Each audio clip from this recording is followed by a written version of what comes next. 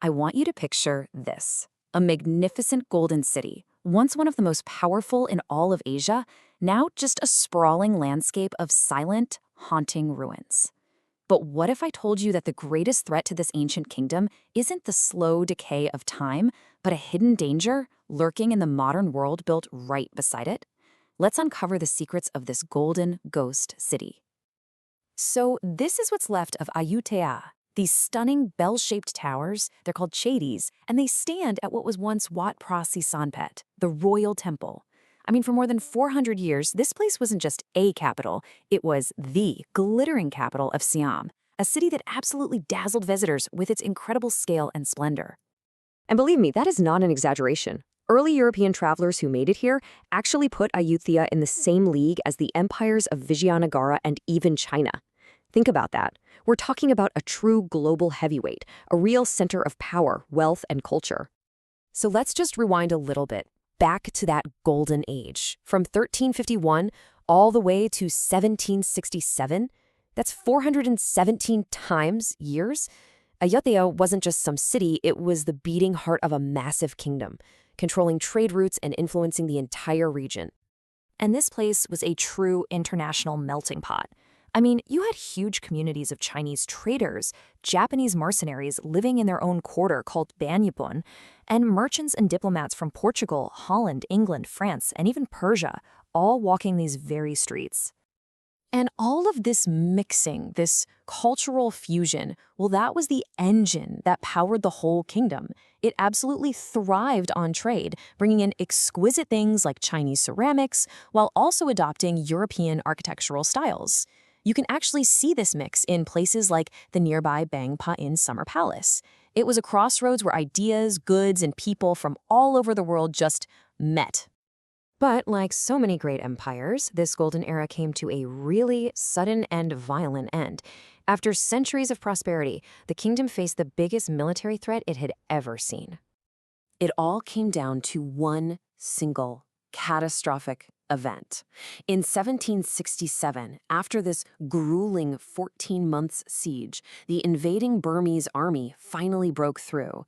And they didn't just conquer it. No, they systematically destroyed it. They melted down its golden Buddhas and left the city as a smoldering ruin. The kingdom just collapsed. The capital was gone. Okay, so from those ashes, something new began to emerge. What was once this living, breathing capital became a historical relic, a ghost city, whose powerful echoes would eventually be recognized by, well, the entire world. You know, the ruins today don't exist in some kind of time capsule. The historical park is a UNESCO World Heritage site, for sure, but a modern city has grown up all around and even in between the temples. And it creates this really unique, almost surreal landscape where you have these ancient structures right next to modern homes and shops. So when you look at all this, you'd think the biggest threat is just time, right? The slow crumbling of ancient bricks. But what if the real danger is something we can't even see? Something generated by the modern life that's surrounding these incredible ruins? Well, the answer, believe it or not, came from a scientific study in 2022. Researchers decided to measure the carbon footprint of the community living around the World Heritage Site. And what they found, yeah, nobody was expecting this. Okay, so get this. The study found that back in 2018, the community living there generated over 99,000 tons of greenhouse gases. The biggest slice of that pie? The energy sector, at nearly half of all emissions, followed by waste. But the real surprise was where that energy was being used. So naturally, the researchers dug deeper into that huge 49% chunk from the energy sector. Where was it all coming from? Was it all the tourism, the lights for the historical park? Nope. It was something way more everyday. This is the crazy part. The ancient World Heritage Site itself, all the temples, all the ruins, all the activities that go with it, was responsible for less than 1% of the community's energy-related carbon dioxide emissions. The ruins themselves, they are not the problem. So where's it coming from? The real source, 74%, nearly 3/4 of all that energy-related CO2 came from the residential sector, from the homes of the people living right there, all around this ancient city.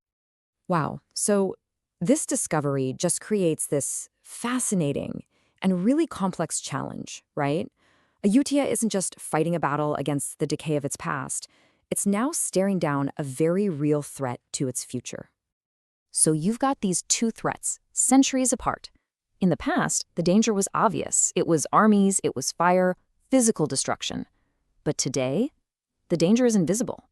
It's a rising carbon footprint that contributes to a changing climate, which then threatens the long-term stability of these very structures through things like extreme weather and environmental stress.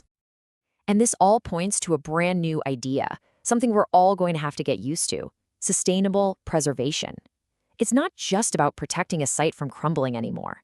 Now we have to figure out how the communities living around these amazing places can thrive without endangering the very heritage they live alongside. Ayutthaya's story is such a powerful reminder that the past and the future are completely intertwined. And it leaves us with this huge question, one that applies to every single heritage site on the planet. How do we protect these irreplaceable treasures in a world that is constantly and rapidly changing right around them?